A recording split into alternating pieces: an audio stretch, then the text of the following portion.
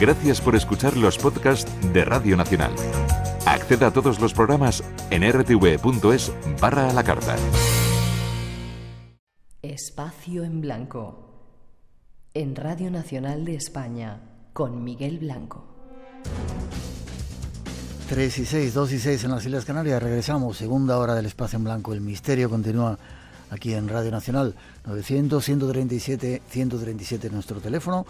Estamos hablando de Alcatraz, esa prisión extraña, y dentro de un momentito vamos a dar algún dato más de esos documentos desclasificados. Nuestro invitado Ángel, seguimos con los presos. ¿Los presos más malos quiénes eran? Sí, bueno, estábamos comentando el caso de Robert Strode, que en un momento determinado se quejó de que le dolía mucho el estómago. Fue el enfermero a verle, le mandó unas pastillas y siguió quejándose a voz en grito que viniera un médico, y el médico no fue. Entonces, digamos, la solidaridad del resto de presos, empezó un escándalo en la nave brutal, ¿no? Rompieron urinarios, rompieron sábanas, quemaron papeles, se organizó un zipizape importante, ¿no? Hasta tal punto que varios internos fueron conducidos al agujero. Y entonces cuenta uno de ellos, un interno, al cabo de los años, recordando esta anécdota, que cuando pasó por delante de la celda de Robert Strode, estaba impoluta. Robert Strode no había movido un papel de su celda, es decir, había manipulado a todos los presos, había conseguido la rebelión, pero él no había movido ni un solo papel de su celda, estaba intacta. Es curioso, ¿no? Y hay otro caso curioso. ¿Un chino, un japonés qué era? Un japonés, el Kawakita se llamaba. Kawakita. Este hombre era Nisei, era californiano, hijo de japoneses, ¿no? Pero bueno, era americano, ¿no? Y este hombre en el año 39 va a estudiar a la universidad a Japón, y le pilla allí el tema de Pearl Harbor. Y se queda allí. Y el ejército japonés le coge de traductor. Claro, no es que supiera inglés, es que era californiano, es decir, que él dominaba perfectamente. Pero lo curioso es que se reveló como un auténtico torturador. Es decir, era súper cruel con todos los americanos, Entonces, en un momento determinado, cuando acaba la guerra, él vuelve a California e ingresa en la vida social y civil americana. Y un buen día, un señor paseando por Los Ángeles se le cruza. Un señor que había sido preso en Japón y lo había tenido Y le reconoció. Entonces le reconoció y bueno, hay dos versiones. La más fidelina parece ser que se lo dijo a la mujer, llamaron a un policía, le detuvieron, los llevaron a la comisaría y allí ya se hiló todo y este hombre fue directamente a Alcatraz, ¿no? Y es curioso porque este hombre allí no le quería a nadie. Cuando todo el mundo se enteró de la historia, se pasó todo el tiempo de Alcatraz en el hospital. Es decir, nadie quería saber nada. Incluso intentó ganarse a los internos repartiendo tabaco. Sí. Comprando tabaco y repartiendo, pero no hubo manera, ¿no? Al final le tuvieron aislado en el hospital. Y es curioso porque este hombre, el último indulto que firma John Fitzgerald Kennedy, 2 semanas antes de morir, es precisamente el indulto de este japonés. Japonesito. Pero le echa a Japón. ¿Hay alguien que siga estando en prisión? Aquí tienes en el libro, sigue en prisión en el 2016. Bulwer, sí.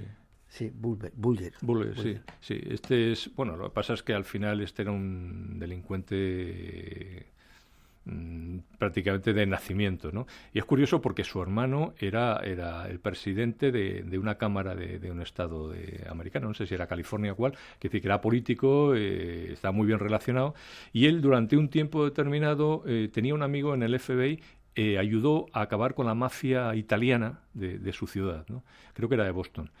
Pero nunca, siempre vivió de la delincuencia. Salió de Alcatraz, fue a otra cárcel, estuvo perdido muchos años y no mucho, en el año, me parece que fue 11 o 12, le volvieron a detener y está pendiente porque la verdad es que era un tipo bastante sanguinario, ¿no? La película Jackass de Johnny Depp es la vida de este hombre, ¿no? Vale, la prisión se cierra, desaparecen todos los presos y ahora preguntaban si se puede visitar. Es un sitio turístico, ¿no? Sí. 500.000 Desde la bahía de San Francisco sale un ferry cada hora, cada 2 horas y se puede visitas que yo recomendaría que el que quisiera lo hiciera a través de internet porque igual se encuentra la sorpresa de que tiene que hacerlo 6 meses. ¿Qué me dices? Con 6 meses de anticipación. Es decir, es muy muy difícil que llegues a San Francisco y puedas puedas visitar la prisión, ¿no? Entonces es mejor hacerlo. ¿Es muy cara la entrada? Pues si te digo la verdad, yo creo que eran $12 o algo así. Sí, no, la verdad es que no es caro, ¿no? Vale. Para lo que valen aquí las cosas ello. Ahí dejamos la historia de Alcatraz, que no haya sitios como estos. Pues sí. 3 y 11, 2 y 11 en las Islas Canarias. Déjame que te ponga una cosita para hablar de otro de tus temas.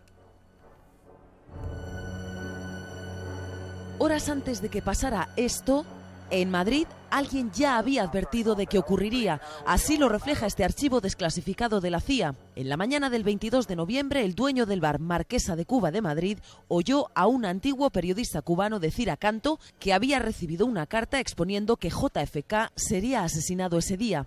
El dueño del bar era dueña. Según su versión, quien recibió la carta podría ser Gastón Vaquero y se lo contaba presumiblemente a Rosendo Canto, ambos periodistas cubanos exiliados en Madrid.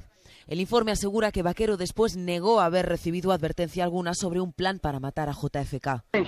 La desclasificación de archivos también ha revelado que el único detenido por el magnicidio, Lee Harvey Oswald, fue asesinado a pesar de que el FBI ya había advertido a la policía de Dallas de que había un plan para matarlo.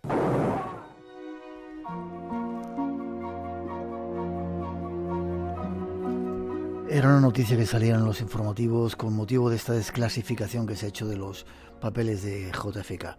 Tenemos que hacer un programa contigo porque la historia es súper apasionante, hay montones de conexiones. Has traído aquí hoy unos cuantos documentos desclasificados. ¿Aporta algo nuevo? ¿Quién se cargó a JFK? La verdad es que los documentos no aportan nada nuevo, pero sobre todo es que yo creo que no se podía esperar que aportaran nada nuevo. Los documentos que aportaban algo en su momento la CIA los destruyó. La CIA los destruyó. Mira, se habla de que el expediente de Oswald se llevó en una furgoneta, o sea, ocupaba una furgoneta entera. Es decir, 5 servicios secretos tenían expedientes de Oswald. 5. Es decir, la KGB, la CIA, los ingleses y los suecos. Y los cubanos. Es decir, que al final era una persona conocida dentro de los ambientes de inteligencia. Entonces, por supuesto, en un programa nos extenderemos sobre eso, pero hablar a estas alturas de un pobre asocial, un loco solitario que se cargó al presidente de Estados Unidos con un rifle de la Segunda Guerra Mundial, que los italianos decían que si ellos perdieron la Segunda Guerra Mundial fue por los Mannlicher Carcano. Es decir, que ¿Por lo qué? Por el Mannlicher Carcano, que es el rifle. El rifle. Decían que era tan malo, tan impreciso, que por eso perdieron la guerra. Es decir, que al final eso es es algo muy serio, pero que es un poco broma. Es decir, a estas alturas decir eso es un poco broma. Y lo que decían en esa información de que ya en España se sabía a través de un periodista cubano que iba a pasar algo. Es decir, en España es cierto que había gente tanto de la CIA como gente muy afín al gobierno cubano y que estaban preparando cosas. Bueno, uno de ellos era Rolando Cubela, que precisamente el día 22 de noviembre estaba en París con Desmond Fitzgerald negociando pues la entrega en principio dicen que de un rifle de alta potencia, creo que le entregaron unas píldoras venenosas para atentar contra Castro, ¿no? De ahí a que hubiera en Madrid una infraestructura, pues no lo sé. No lo sabes. Yo creo que no. Vale. No solamente disparó uno, dispararon varios al presidente. Sí, es decir, lo que tenemos que tener claro, es decir, la historia fabulosa de la bala mágica es irreal, es imposible. Se falseó desde el primer momento. El problema está en que en el año 63 no había Internet, no había los medios de comunicación social, eran muy distintos a como son ahora y prácticamente nadie sabía lo que hacía su vecino. Es decir, la bala mágica... primero, se falseó en tanto en cuanto que se dijo que la trayectoria era a la altura del hombro, que le había pasado, es decir, había salido por la garganta, le había dado al gobernador Connelly, pero es que en realidad la bala viene, si fue Oswald, viene de un sexto piso. Si viene de un sexto piso, la trayectoria es oblicua, no es vertical, pero casi porque el primer disparo, que luego se avanzó en los dibujos, como si hubiera sido unos metros delante, prácticamente fue debajo del edificio. Por tanto, la trayectoria del agujero que tenía John Kennedy, 9 centímetros por debajo del cuello, es imposible que esa bala siga en una trayectoria descendente si sale por la nuez. Yeah. Es imposible, ¿no? Además, se ve, en la película Zapruder, se ve perfectamente como en el momento del impacto a Kennedy, que él se agarra el cuello, el gobernador Connelly no se ha dado la vuelta todavía. Yeah. Y él confiesa, el gobernador Connelly, dice que él se da la vuelta porque oye el impacto a Kennedy. O sea, que nos han engañado. Totalmente, pero bueno, es decir, la comisión Warren son 26 tomos de absolutas mentiras y manipulaciones. Es decir, hay mucha gente que hizo declaraciones que al cabo de los años ha leído lo que publicó la comisión Warren y han dicho, yo no dije eso. No tenía nada que ver. No tenía nada que ver. Bueno, nos lo contarás en otro momento.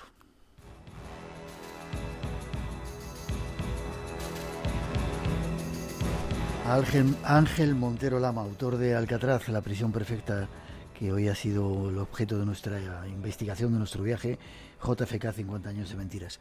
No tienes Face, no tienes Twitter, no estás en ningún sitio. Si te quieren localizar... A través de la editorial. Sí, ¿cuál es? Poebooks. Poebooks. Y si queréis buscar libros, yo lo recomiendo. Esto seguramente se va a estudiar en las universidades, este tratado, este trabajo que has hecho. En cualquier librería de internet, Amazon, ahí se encuentra, ¿no? Sin ningún problema. Vale, gracias. Espero que hayas estado a gusto en nuestro programa. Perfectamente, un placer. Igual te digo, te espero dentro de poquito y te deseo siempre todo lo mejor. Feliz año, feliz Navidad, que nos sigamos viendo. Igualmente. Gracias. Y que no nos engañen tanto. Gracias. Si es posible. 3 y 17, 2 y 17 en las Islas Canarias, una información nuestra y seguimos con más datos.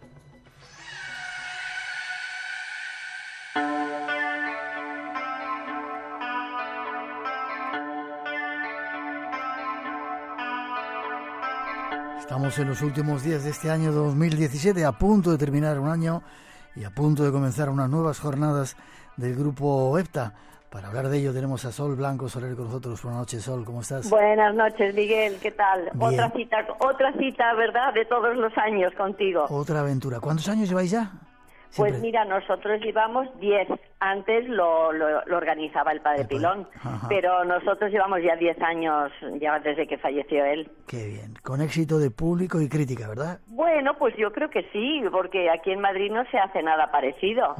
Es decir, estos son unas jornadas que lo que pretenden es que cada lunes haya una cita con un personaje que hable a las personas que acudan pues de temas que yo personalmente, y creo que todo el mundo cree que son muy interesantes, porque son gente que conocen el tema del que hablan, ¿no? Sí, sí, señor.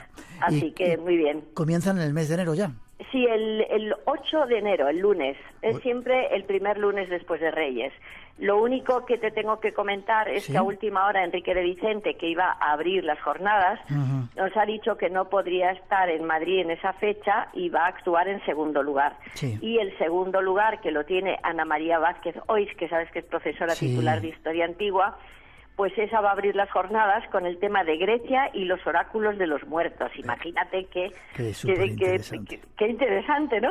Ella lo ha subtitulado Geografía del Infierno. Hombre, del infierno supongo yo que según los griegos, pero en cualquier caso tiene que ser muy interesante. Seguro. Y entonces en segundo lugar tendríamos a Enrique, el gran Enrique de Vicente, gran amigo nuestro. El 15 de enero. El 15 de enero, que es Hitler, mago, poseso y mesías oscuro. Ya sabes que es uno de esos temas que le apasionan a Enrique y del que sabe muchísimo. Sí, claro, yo siempre me aprendo un montón de cosas que cuenta, ¿no? Cierto. Pero seguimos con el día 22 de enero, que es Javier Pérez Campos, que es el reportero de Cuarto Milenio, que ha escrito un libro muy interesante sobre los guardianes. Los guardianes, él se refiere a esos personajes espirituales que en momentos determinados de la vida, de nuestra vida, pues se presentan, nos ayudan, los vemos en momentos casi te diría que de crisis, ¿no? Seríamos como un concepto moderno del ángel de la guarda, ¿no? Porque hay veces que son mujeres y hay veces que son hombres los guardianes. Súper interesante el tema. Yo creo que son, por eso te digo, yo creo que son temas interesantísimos. Sí, luego el 29 de enero te tenemos a ti, gracias a Dios, Miguel. Y nos vas a hablar de dioses y sabios. Bueno, ya sabes que tienes una cantidad de fans enormes y que cuentes lo que nos cuentes, vamos a ser todo oídos para oír lo que tienes que contarnos, que siempre es interesantísimo. Será un placer. ¿Te parece que lo dejemos aquí y que sigamos más adelante hablando de febrero y marzo? Porque pues como quieras, eso dependerá de... Yo creo que sí, puede ser una buena idea. En cualquier caso, ya saben, los oyentes, que es 8 de enero, 15 de enero... 22 de enero y 29 de enero. Los 4 lunes de enero. Y dime el lugar. El lugar es en Serrano 25, Sí, que es un sitio muy esquina Hermosilla, un sitio muy céntrico, Sí. y es el centro riojano. Vale. ¿Y una página web para que se informen nuestros oyentes? Pues es Sí. www.grupoepta.com. Y si no, en Facebook, en Grupo EPTA de Facebook, también tenéis toda la información. Perfecto. Sol, gracias. ¿Eh? Habrá más charlas en febrero y hasta marzo duran las charlas, ¿verdad? Sí, hasta el 12 de marzo, que es el Vale. último día, porque son 10 lunes Sí. y se reparten en enero, febrero y parte de marzo. Vale. Seguiremos ¿Eh? informando del resto de las charlas que hay. Estupendo, Y ahí Miguel. nos Pues vemos. un beso muy fuerte para todos y que allí es una cita que os espero. Feliz Navidad, feliz año. Y nos seguimos Igualmente, y viendo. a todos los oyentes. Un beso grande, Sol. Hasta Adiós, prontito. gracias. Hasta pronto. Espacio en Blanco. En Radio Nacional. Con Miguel Blanco. Desde Mansura, Egipto, en la hora del rezo, viernes al mediodía. Rufino Moreno y Diego Delgado, un saludo para España y para Espacio en Blanco, del que somos fan totalmente.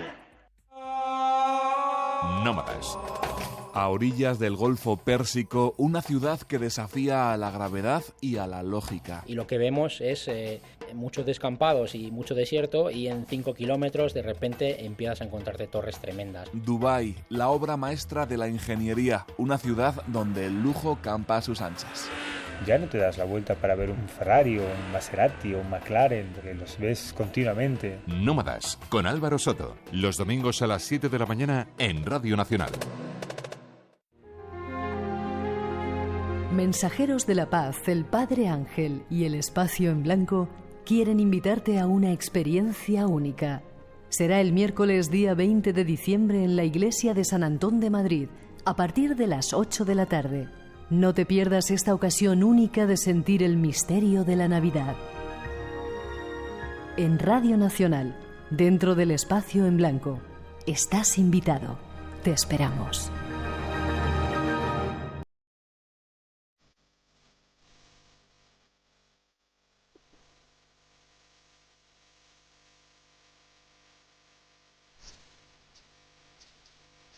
Somos polvo de estrella, dice nuestro invitado. Repite nuestro invitado, una vieja frase. Él es uno de los mejores astrólogos que existen en Europa, en este país, en Europa. Vicente Casaña, nuestro compañero. Buenas noches, Vicente. Muy buenas noches, Miguel y compañía. ¿Cómo estás? Bueno, pues encantado, como siempre, feliz y tratando de aprender y de seguir aprendiendo, que esto es lo que nos divierte, ¿no? Como me gusta. Final de año, primero de año, y ya estás con ese trabajo que tú haces anualmente que se llama Anuario de Astrología. Sí, bueno, un anuario astrológico que, como sabes, empecé en 1992, Miguel, entonces decidí llamarlo así, anuario astrológico, pero como había tanta gente que nos copiaba hasta la cabecera y la portada, pues ya no nos van a poder copiar, porque ahora desde el año pasado se llama Anuario Casaña, y así se va a seguir llamando, el que ya son 27 años, y bueno, y que la gente felizmente nos califica como el mejor anuario astrológico del mundo, y nosotros pues estamos muy honrados con eso, ¿no? Del mundo, porque ese anuario está yo he estado en México y de repente me lo he encontrado. He estado en Venezuela, en Ecuador, en algunos otros países, y de repente está por ahí el anuario de Vicente Casaña. Y además la astrología que está siendo de nuevo valorada. Hay una serie de televisión que has empezado, se llama 12. 12, sí, efectivamente, es una serie que, bueno, hay que estar sumamente agradecidos porque ya sabes efectivamente cómo está la astrología, bueno, y que te permitan realizar una serie documental en la que cuentes cómo los astros han influido en grandes decisiones de la historia, pues a nivel político para construir determinados edificios imponentes e históricos, obras de arte, etcétera. Esto es muy interesante, ¿no? Y estoy sumamente ilusionado y he tenido el placer, el privilegio de escribir los guiones y dirigir esta serie que se estrenó precisamente el lunes día 4 de diciembre y ahí vamos. Tenías un bien aspectado los astros en este año, ¿no? Porque te estás hinchando a hacer cosas. Bueno, y ya sabes que yo me dejé la revista mensual y me dejé colaboraciones con grandes editoriales para emprender mi propio camino, Miguel, y bueno, ahí estamos tratando de hacer cosas, de dar a la astrología la visibilidad que merece. La gente normalmente tiene un concepto erróneo de la astrología, cree que son los horoscopitos y ya está, y no, señores, la astrología es la madre de todas las culturas, la madre de todas las ciencias y de todas las religiones, y hay que darle hay que volverla a colocar en ese lugar sagrado que merece. Y por eso está aquí Vicente Casaña de vez en cuando en nuestro programa. Y hoy nos vamos de viaje a Egipto. Venga.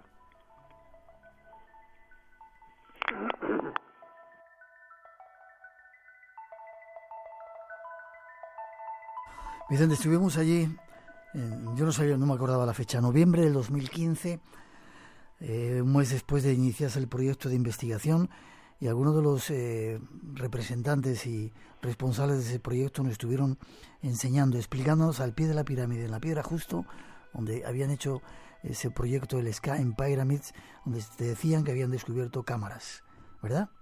Sí, estaban sumamente excitados y nosotros no veas, ¿no? Efectivamente, nosotros desembarcamos justo allí en la pirámide en el momento que prácticamente estaban iniciando este enorme estudio de Scan Pyramids, dirigido, liderado por el HIP, que está afincado en París y, como siempre, por el Ministerio de Antigüedades de Egipto y demás. De hecho, espera, me mandaron el otro día un mensaje cuando empezó toda esta noticia a salir. Dice, mira, fuiste los primeros en hablar de ello.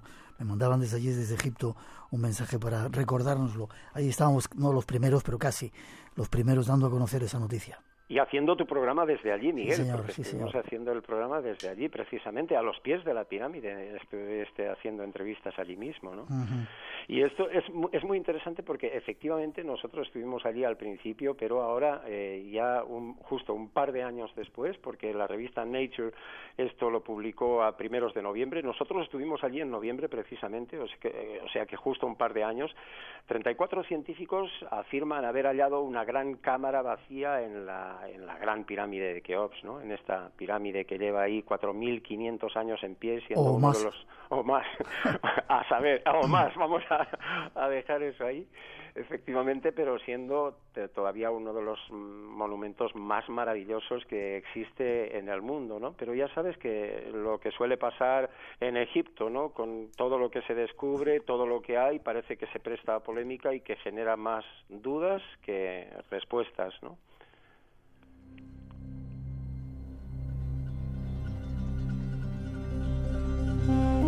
Fíjate que lleva tiempo la pirámide, que se han hablado de ella, una de las 7 grandes maravillas del mundo, 139 metros, pero cuando todos los datos que tienes se te caen los palos del sombrajo cuando te pones delante de ella y dices, wow, qué cosa tan grande.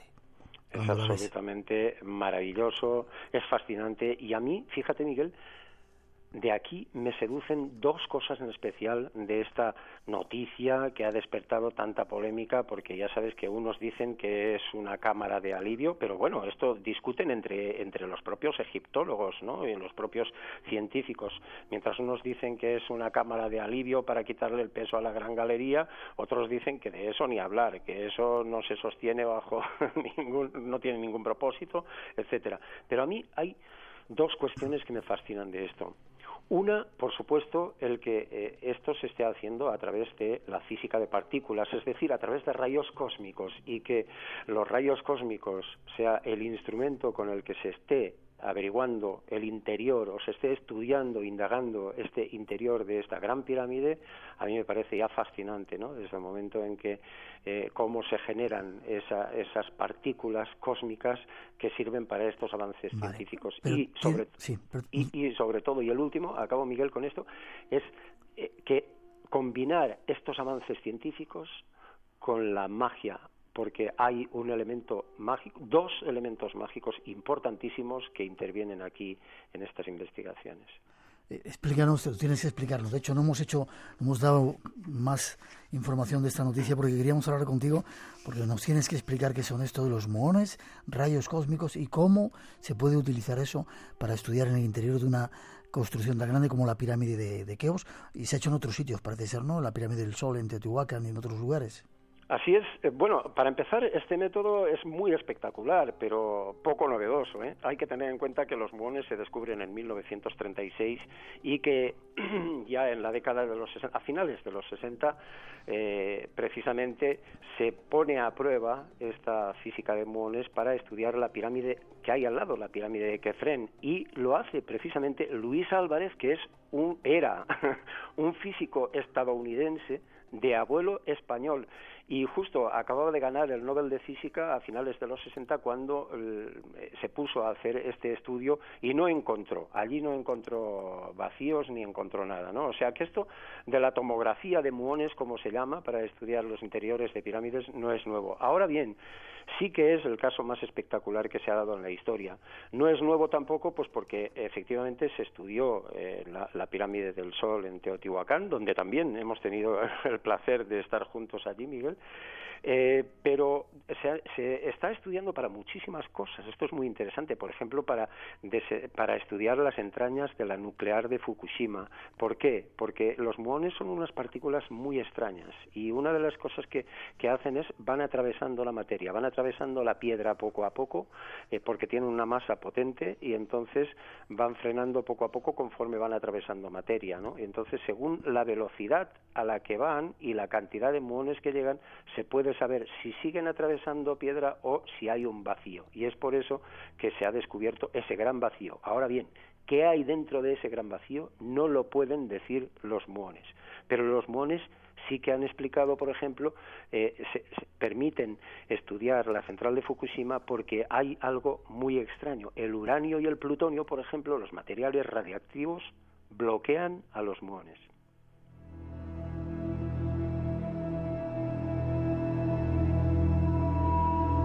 Pero Vicente, yo no entiendo, déjame, soy un poco bruto. ¿Es una máquina, es una pistola? Yo qué sé, ¿cómo recogen esas partículas de muones y la ponen ahí en esa pared de la pirámide para saber si está hueca o no está hueca?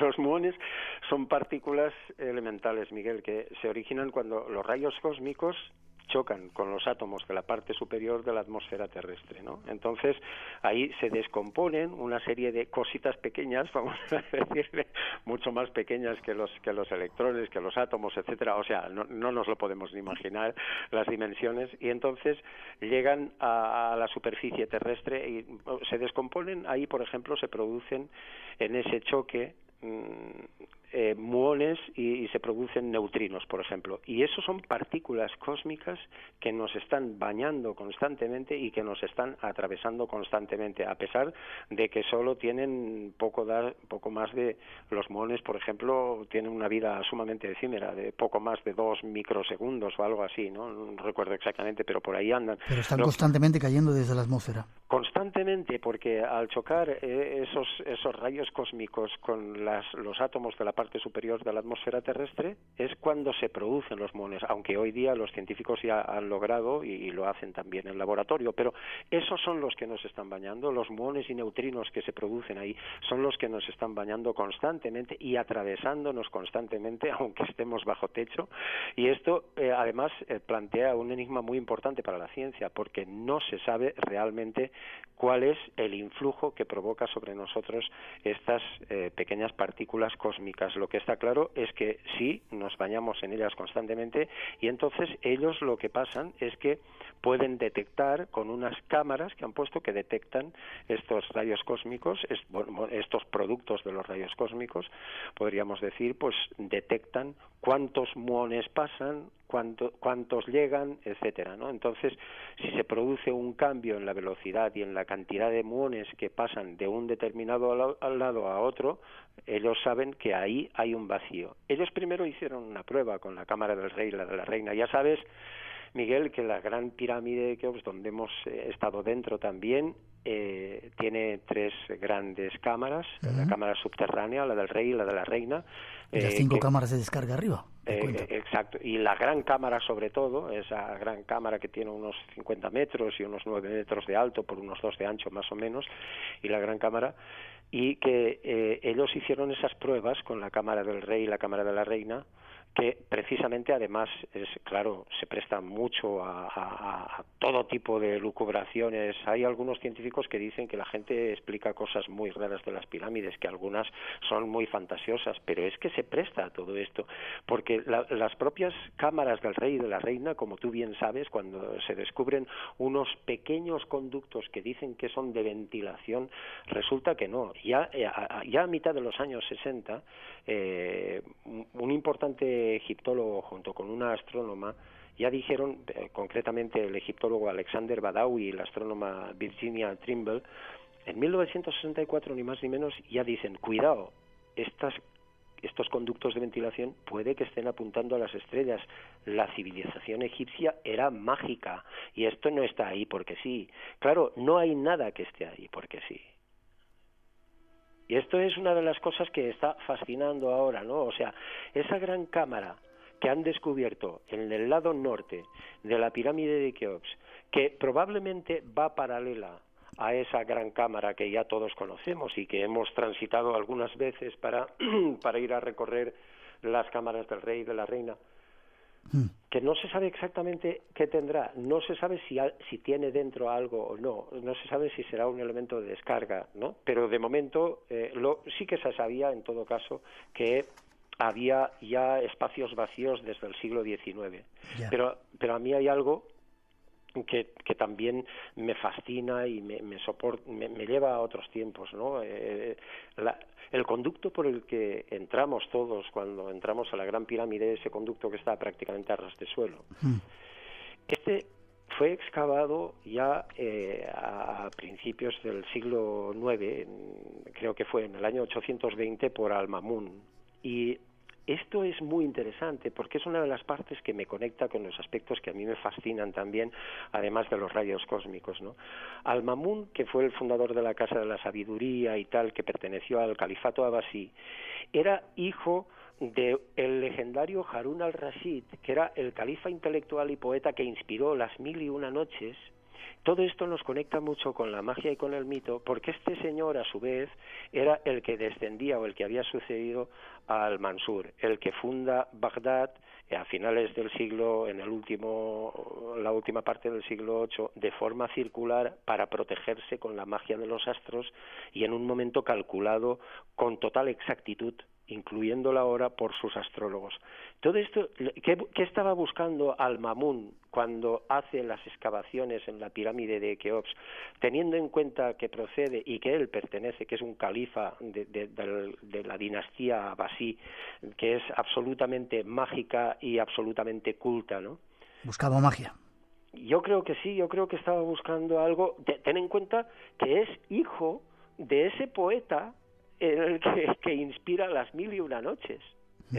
Es que esto es fascinante, ¿no? O sea, de esto no se ha hablado, pero yo creo que este hombre, de alguna manera, pero una magia que además existe, una magia que es a lo mejor lo que le falta a los científicos para acabar de dar con el tema, Miguel. Y es que unos pocos años antes de que Howard Carter descubriera la tumba de Tutankamón, a principios de 1922, 23, yo no recuerdo, te estoy hablando de memoria, pero por ahí fue, la revista National Geographic publicó, pero pocos años antes de eso, no mucho, a lo mejor 10, publicó un artículo súper interesante en el que daban a conocer una cosa que, a ver, mira, te voy a leer exactamente estas dos líneas que decía el periodista que escribió aquel reportaje. Daba a conocer un papiro mágico, de magia y prodigios, de cuentos de fantasía, que se encontró allí en Egipto, y él decía, el papiro Westcar nos ofrece la serie de cuentos de maravillas más antigua del mundo, cuya existencia conocemos. Pero también ha aportado pistas acerca de una repentina revolución de la historia de Egipto. Y efectivamente, el papiro Westcar habla del rey Keops y de un mago, de unos cocodrilos de cera, habla de una serie de cuentos fabulosos que quizá entrañen alguna pista que sea clave para saber cómo y por qué se construyeron esas pirámides. Toma un poquito de agua, que ponemos música.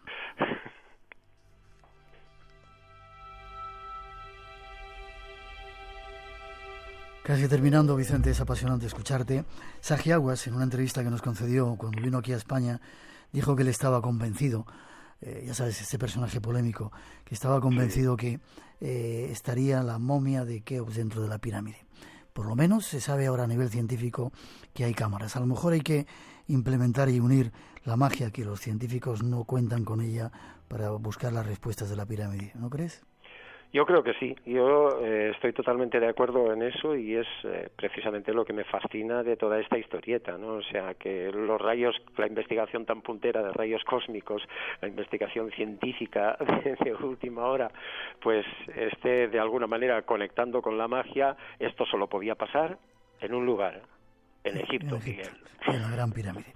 Yo voy dentro de unos cuantos días para allá. Otra vez, ya te contaré. Hay nuevas aventuras esperando a ver si volvemos a coincidir. Te pongo la música de despedida y nos das más datos.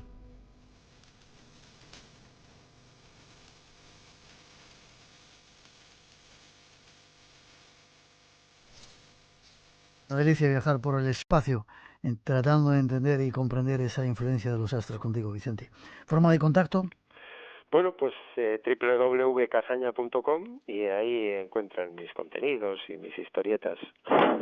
www.casaña.com o también buenosaugurios.com. Perfecto.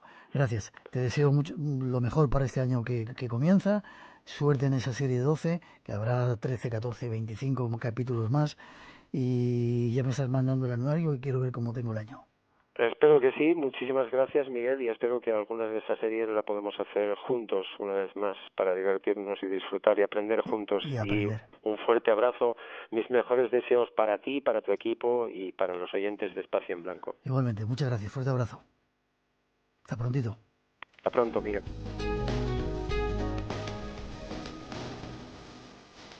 Un saludo a Radio Nacional de España, desde aquí, desde República Dominicana. Ángel Paulino. Desde aquí se sigue también Espacio en Blanco. Un saludo.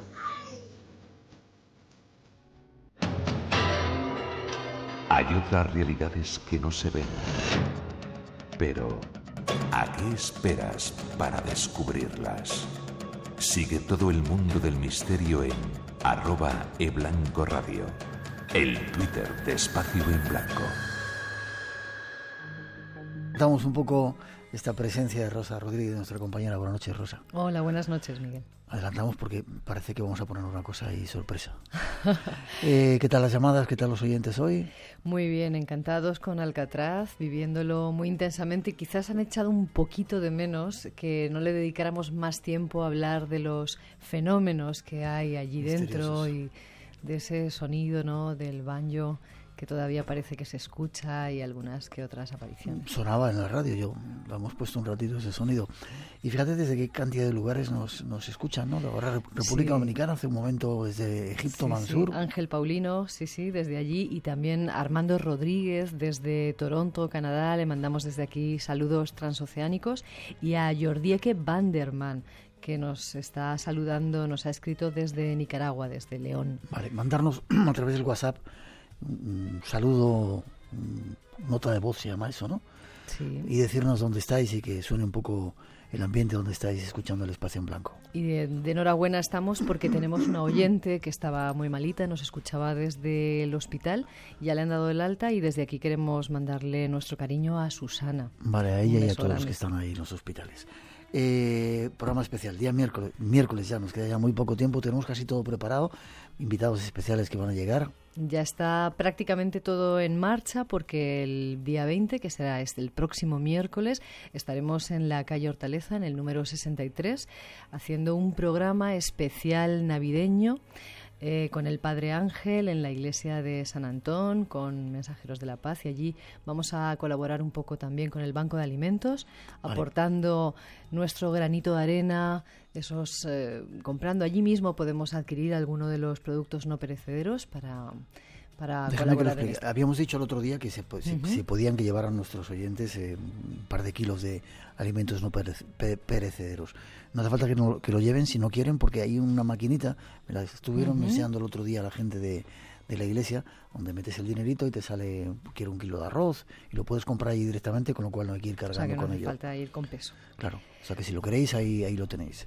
Perfecto, y nosotros estaremos allí, empezaremos el programa a las 8 de la tarde, y bueno, recomendable llegar un poquito antes para coger sitio, porque sí que es verdad que la iglesia del Padre Ángel pues tiene sus fieles, y vamos a estar allí todos un poquito apretados. Va a estar petado, dicen, creo. Espera que pongamos un poquito de música y damos los ganadores enseguida. Muy bien.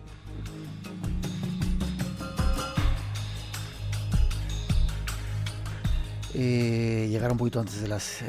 Sí, a las 7:30. Vale, ¿la sería dirección? Una buena hora. Repetimos que es en la calle Hortaleza, número 63. Hay un metro cerquita del metro de Chueca, Gran Vía también está cerca de Madrid, por si vais en los... Puedes aprovechar para daros un paseo, ver las luces, el alumbrado navideño y después recaláis en San Antón, donde os estaremos esperando nosotros y algunos invitados y un músico que vamos a tener también en el programa. No podemos decir mucho más. Y unas cuantas sorpresas más. Uh-huh. Vale, ganadores de hoy. Tenemos a Javier Aramburu desde Bilbao, a Carlos Losada, nos ha escrito en el Facebook, Pepa Vicente de Segovia, Juan Villarrubia de Granada y Silvia Martínez de Murcia.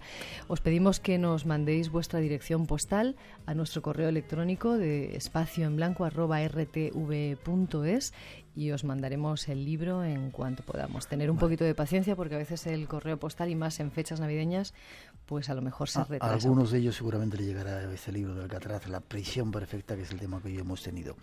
Y hay algunas personas que nos piden... Algunas no, muchísimas personas nos lo llevan pidiendo desde hace mucho tiempo que volvamos a poner esas historias dramatizadas, los relatos que antes sonaban tanto en el Espacio en Blanco y que parece que hemos olvidado. Y bueno, pues... Vale. Estamos trabajando para esta nueva temporada y es un trabajo tuyo y de Natalia, dramatizar y poner efectos especiales, algunas historias que nos cuentan los propios oyentes, que es un llamamiento que también hacemos, que nos manden sus historias para dramatizarlas, pero vamos a rescatar a otra de Fernando Tejada y Susana González, compañeros del Espacio en Blanco, y tiene que ver con la historia de un piso. La dueña del piso. ¿Se lo ofrecemos? Venga. Te veo en el miércoles, 8 de la tarde, 7:30 estar allí, Iglesia San Antonio, y va a ser un placer estar juntos. Gracias, Rosa. Hasta entonces. La dueña del piso.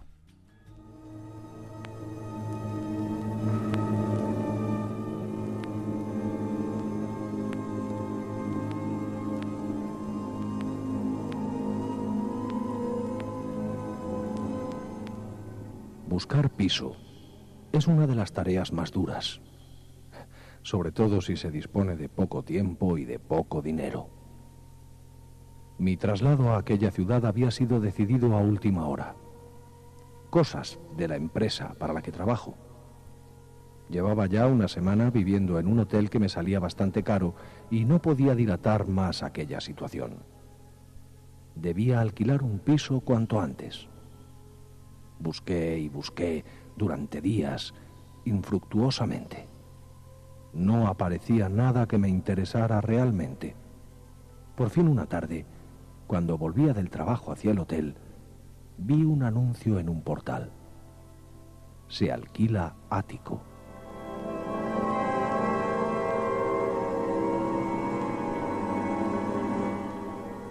Sin pensarlo dos veces, subí y llamé a la puerta.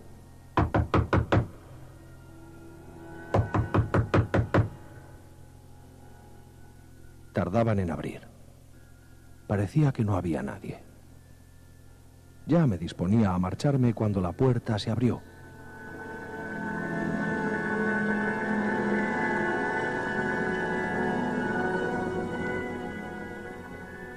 Una mujer joven, bonita, muy pálida y con aspecto cansado apareció en el umbral. ¿Qué desea? Buenas tardes. ¿Es este el ático que se alquila? Ah, sí, es este. ¿Está interesado? Sí. Necesito piso urgentemente. ¿Puedo verlo? Sí, pase. Gracias.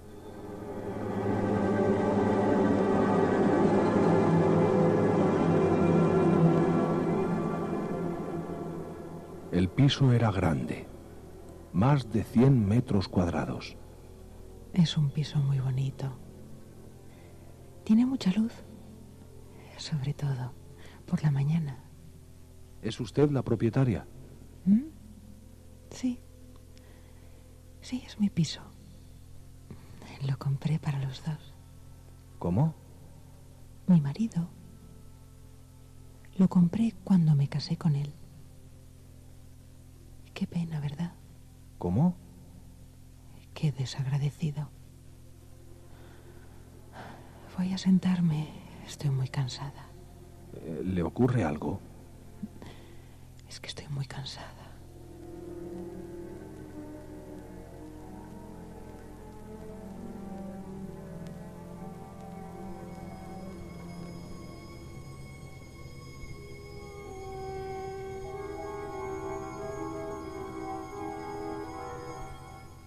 Había algo extraño en aquella mujer. Sus ojos parecían no tener brillo y sus movimientos eran lentos como los de una anciana. Sin embargo, no aparentaba tener más de 30 años.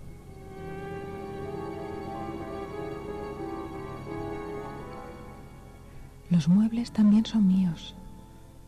¿Por dónde se sale a la terraza? Por ahí. Vaya usted.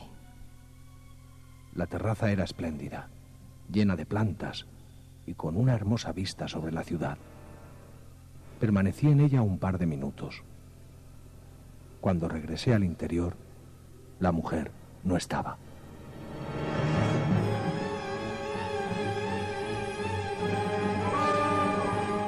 Oiga, señora, ¿está usted ahí?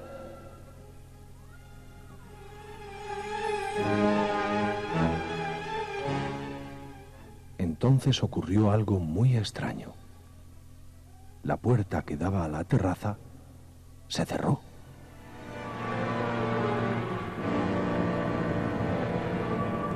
Señora, señora. Qué raro, no hay nadie. ¿Dónde se habrá metido?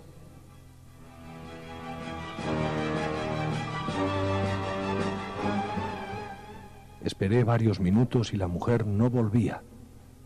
No comprendía lo que estaba ocurriendo. Salí a la escalera. No se veía a nadie. Bajé un piso y llamé a una puerta. Me abrió otra mujer. Sí. Hola, perdone. Es que he subido a ver el piso de arriba, el que se alquila. Y no sé dónde se ha metido la señora. ¿Qué señora? La del piso, la dueña. Ay, pobrecilla. Esa señora ya no vive. ¿Cómo dice? Ha sido un caso muy triste. El marido la dejó. Y ella se tiró desde la terraza.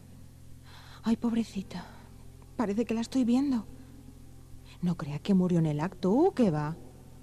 Murió 2 horas después, en el hospital. Ay, una pena, una pena.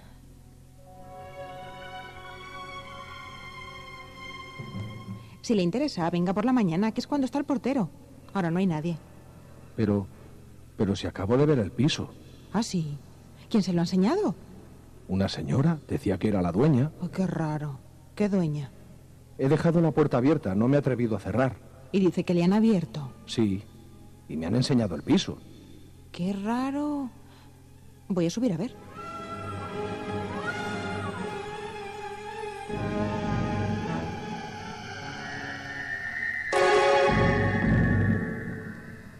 Uy, pues sí que está abierto, sí. No le digo que había una señora. Pues no me lo explico. Soy la única que queda en la finca. ¿Cómo era esa señora? Pues era joven, rubia, con una bata azul. ¡Ay, por Dios! No me diga usted eso. ¿El qué? Ay, calle, por Dios. Tenía una especie de lunar grande a un lado de la boca. ¡Ay, no puede ser! No me asuste usted, no me asuste. Pero ¿por qué la voy a asustar? ¿Qué está usted diciendo? Que era ella, ¿no lo comprende? ¡Ella! ¡La muerta!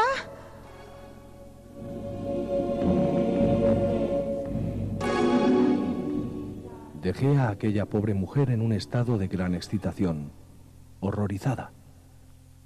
Efectivamente, aquel piso estaba vacío.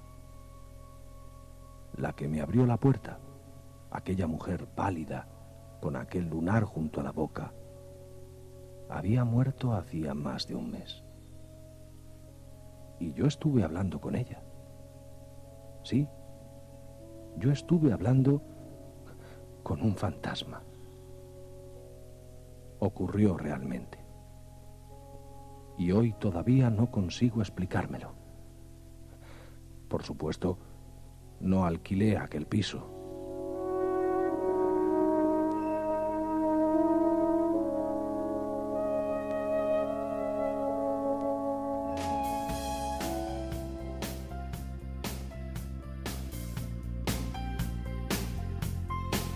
Ya sabéis, si vais a alquilar algún piso, por ahora, Era la historia y la dramatizaban Fernando Tejada y Susana González, nuestros compañeros del Espacio en Blanco. Por hoy terminamos. Dar las gracias a una parejita que ha venido a vernos también, a ver el programa. Gracias. Espero que hayáis disfrutado de estar con nosotros.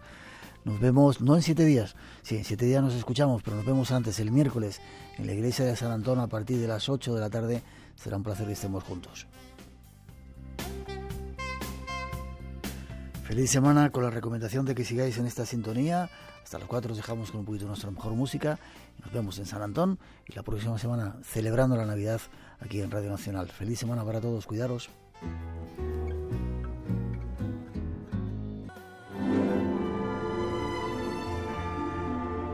Un año más estamos en Navidad y todo el equipo del programa desea felicitaros estas fiestas. Feliz Navidad y que el año nuevo os llene de bendiciones, venturas y muchos misterios. Aquí, en el Espacio en Blanco. ¡Feliz Navidad!